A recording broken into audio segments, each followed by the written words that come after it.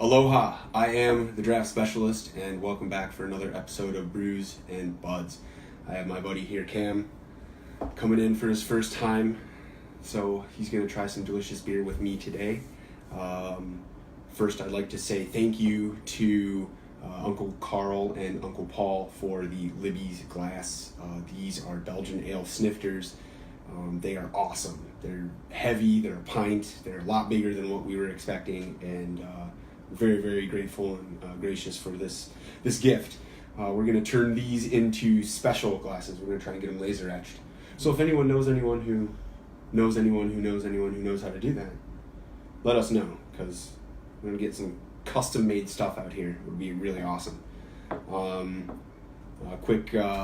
Let everyone know that we're doing a Two Bandits giveaway here very shortly. So we'll have more on that on all of the fun medias. And this Saturday, we volunteered to pour some beer at the Monroe Craft Beer Fest. So come out, say hi. We're going to be walking around talking to everybody. $25 a person. You get some tokens. You get to drink some really good craft beer. There's supposed to be some 90 plus different beers on. So we're going to be pouring beer for Rave with Craig, who is the associate down here with Rave. So thanks to him, we're going to be have some access inside the festival. But other than that, you ready to crack some beers?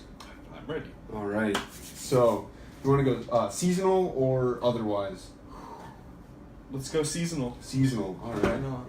Well, let's do this one first then. Say hi to Amy. Hi, Amy. Thanks for joining us. Welcome to the show. Haha, see if I put it there. Can't forget it.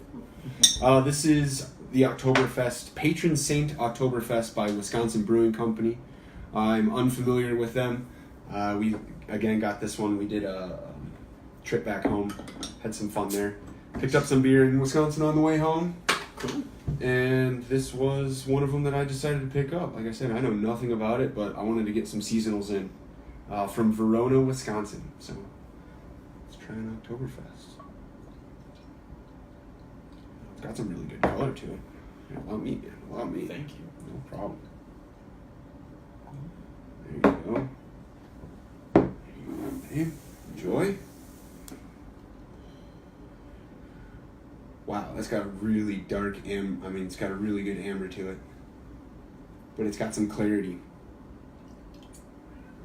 It smells of lager yeast. Like this is that good there? I think so, yeah. Alright, so I'll hand them to you to line up, but this smells really good. I hope they didn't spice it because it doesn't really smell like it's been spiced. I don't think so. I think it's all malt.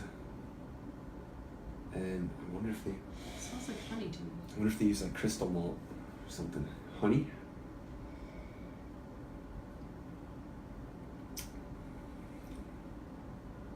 It's a good Oktoberfest. It is a little spiced though, but I don't know where it's derived from. I don't really get much honey, but I definitely get a lot of, it's a lager. I'm partial to ales, but it's a lager. It's a good one. But it's not heavy like some Oktoberfest, you know what I mean? So it's probably one that's easier to sip more of than...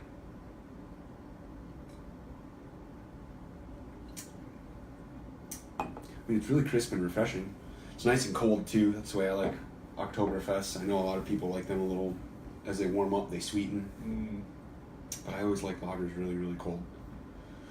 It's pretty good. I would... Like on the complete opposite side, I would say like, are you familiar with Frankenmuth and their Oktoberfest? No. That one you have one beer and it's Done. It's a heavy hitter. Gotcha. This one's really, really easy to drink. Yeah. It does have that kind of like residual, I don't know, kind of like it's drying your mouth out a little bit. Yeah. Getting that too? Yeah. Right on the tongue. Definitely that long bitter at the end. Exactly. But there's no...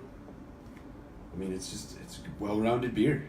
I don't have anything negative to say about it. It's a positive drinker. I mean, I would order this one in a pub. Yeah. For sure. How did you like it as a lager? It tastes like honey too. to me. Well, we said that last time. One of the bottles was not good. Wasn't it? It was a bottle from Wisconsin. Yeah, well, you thought it might not be. It was giving an aftertaste. So. Yeah, I mean, but if this one's also that way, it could be light intrusion. Like, how long has it been on that display? Because these were all individual bottles. It doesn't taste bad. I don't know though. I was drinking like an orange flavored drink before this, so maybe that's why. Okay. But honey or like sweet butter, things like that could be an aftertaste of the yeast from light penetration, especially lager yeast is notorious for it. So that could be, but I don't know. I think it was conditioned pretty well. It poured really well, so it could be. I don't know.